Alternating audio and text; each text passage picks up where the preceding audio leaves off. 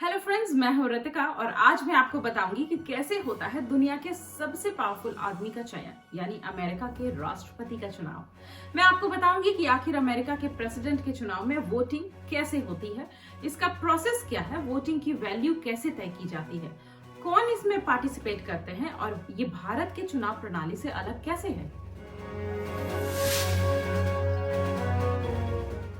आप अमेरिका के president election का पूरा प्रोसेस समझ सके, इसलिए इस एपिसोड में यूएसए के प्रेसिडेंट इलेक्शन से जुड़े हर पहलू को आपसे रूबरू कराऊंगी। दरअसल अमेरिका में भारत या इंग्लैंड की तरह प्राइम मिनिस्टर नहीं होता है, इसलिए अमेरिका प्रेसिडेंशियल स्टेट है। इंडिया और इंग्लैंड कॉन्स्टिट्यूशनल स्टेट है, जहां president nominal head of the state होता है, जिसके पास रियल पावर्स नहीं होती है और वो कोई भी बड़ा डिसीजन हाउसेस के सपोर्ट के बिना नहीं ले सकता है। जबकि अमेरिका के राष्ट्रपति के पास एब्सोल्यूट पावर होती है, क्योंकि वो हेड ऑफ द स्टेट होता है और वहां प्राइम मिनिस्टर नहीं होता है। इसलिए जो पावर्स भारत के या इंग्लैंड के प्राइम मिनिस्टर के पास होती है, वो भी अमेरिका में प्रेसिडेंट के पास ही होती है। इसके अलावा प्रेसिडेंट इसलिए भी पावरफुल होता है क्योंकि 4 सालों तक उसे प्रेसिडेंट के पद से हटाना लगभग असंभव होता है। ये इसलिए क्योंकि यूएस प्रेसिडेंट को सिर्फ इम्पीचमेंट यानी महाभियोग से ही हटाया जा सकता है। पास्ट में इस पे कई बार कोशिश हो चुकी है पर कभी सफल नहीं हुई है, जिसका सबसे रिसेंट एग्जांपल है डोनाल्ड ट्रंप का, जब उन्हें इस पद से हटाने की कोशिश की गई थी। अब आपको ये बता दें कि अमेरिका का राष्ट्रपति होने की रिक्वायरमेंट्स क्या हैं। तो सबसे पहले प्रेसिडेंट इलेक्शन के कैंडिडेट की मिनिमम एज 35 साल होनी चाहिए, उसके पास जन्म से अमेरिका की नागरिकता होनी चाहिए और वो पिछले 14 सालों से अमेरिका का ही निवासी होना चाहिए। आपको याद होगा भारत में 2004 में लोकसभा चुनाव में कांग्रेस के जीतने के बावजूद सोनिया गांधी प्राइम मिनिस्टर नहीं बन पाई थी। उस वक्त इसका मुख्य कारण यही था कि सोनिया गांधी का जन्म भारत में नहीं हुआ था। हालांकि भारत के संविधान में ऐसा कोई प्रावधान नहीं है, पर अपोजिशन ने सोनिया गांधी के इटालियन मूल की होने पर इसका बहुत विरोध किया था, जिसके कारण प्रधानमंत्री पद पर उनका होना संभव नहीं हो पाया और तभी श्री मनमोहन सिंह को प्रधानमंत्री बना दिया गया था। अमेरिका में खासकर ये रिक्वायरमेंट फॉरेन इन्फ्लुएंस से देश की पॉलिसी को बचाने के लिए बनाई गई। दरअसल अमेरिका में बेसिकली 2 पार्टियां हैं, रिपब्लिकन और डेमोक्रेट्स, और इन्हीं 2 पार्टियों में से किसी एक से राष्ट्रपति चुनकर आता है। अमेरिका के प्रेसिडेंट इनडायरेक्ट इलेक्शन यानी अप्रत्यक्ष चुनाव के जरिए चुना जाता है, जिसमें 5 स्टेप्स होते हैं, जिसमें सबसे पहला है प्राइमरी एंड कॉकसेस, जिसमें मुख्य पॉलिटिकल पार्टी को अपने प्रेसिडेंशियल कैंडिडेट का चुनाव करना होता है।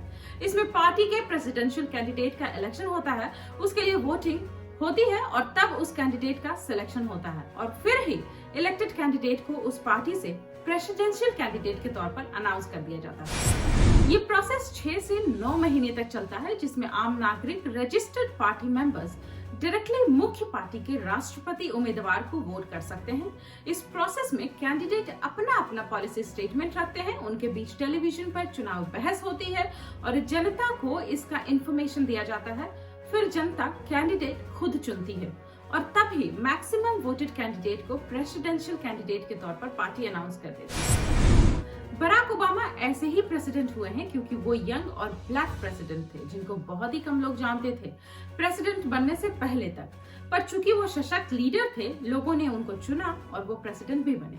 ये डायरेक्ट डेमोक्रेसी का क्लासिक एग्जाम्पल है और पारिवारिक वंशवाद को खत्म करने का सक्सेसफुल टूल भी है। जैसे कि भारत में प्राइम मिनिस्टर कैंडिडेट का चुनाव नहीं होता है और विनिंग पार्टी के एमपीज अपना लीडर खुद चुनते हैं, जो प्राइम मिनिस्टर बन जाते हैं। इसी क्रम में दूसरा स्टेप है नेशनल कन्वेंशन यानी कि राष्ट्रीय सम्मेलन। इस सम्मेलन में फॉर्मली अमेरिकन प्रेसिडेंट कैंडिडेट को डिक्लेयर कर दिया जाता है। और तीसरा है जनरल इलेक्शन यानी आम चुनाव। इस चुनाव में अमेरिका के नागरिकों द्वारा वोटिंग की जाती है। इसके लिए 18 साल से ऊपर कोई भी व्यक्ति वोट डाल सकता है। ये भारत के लोकसभा चुनाव की तरह ही होता है, जहां सबको अपने पसंद का व्यक्ति को वोट देने की आजादी है। इसमें winners take it all approach होता है। आइए winners take it all approach को समझते हैं। प्रेसिडेंशियल इलेक्शन में टोटल 538 सीटें होती हैं, जिसमें जीतने के लिए 270 की जरूरत होती है।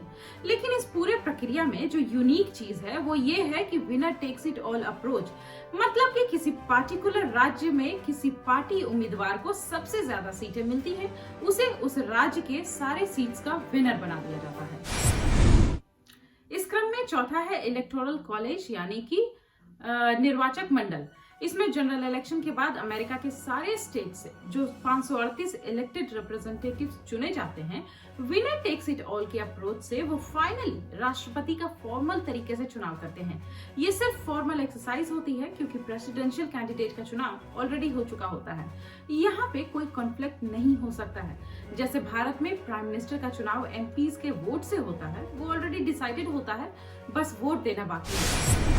अमेरिका के 50 में से 40 स्टेट या तो डेमोक्रेटिक या रिपब्लिकन का गढ़ है, इसलिए वहां के सारे elected representative winner takes it all के अप्रोच के कारण केवल एक ही पार्टी का होता है। लूजर पार्टी को कोई इलेक्टेड रिप्रेजेंटेटिव नहीं मिलता है। इस कारण से यूएस के प्रेसिडेंशियल इलेक्शन में बाकी के 10 टाइटली कंटेस्टेड स्टेट पर इलेक्शन कैंपेनिंग का जोर लगाया जाता है। ये स्विंग स्टेट्स भी कहलाते हैं, जैसे कि फ्लोरिडा, पेनिसिल्वानिया वगैरह।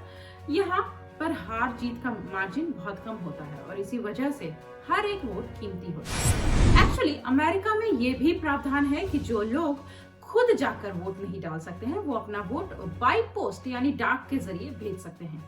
जब जीत हार का मार्जिन बहुत कम होते हैं, तब वहां की चुनावी समिति इंश्योर करती है कि हर एक वोट गिनी जाए, चाहे ये वोट पोस्ट से ही डिले होकर भी क्यों ना।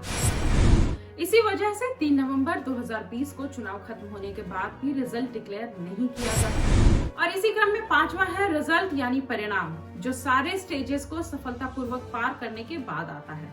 ये हुई यूएस प्रेसिडेंशियल इलेक्शन के पूरे प्रोसेस के बारे में जानकारी। अब आपको कुछ बातें बताती हूँ जो यूएस के प्रेसिडेंशियल इलेक्शन में अच्छी हैं और भारत की चुनाव प्रणाली में शामिल होनी चाहिए, ऐसा मेरा मानना है।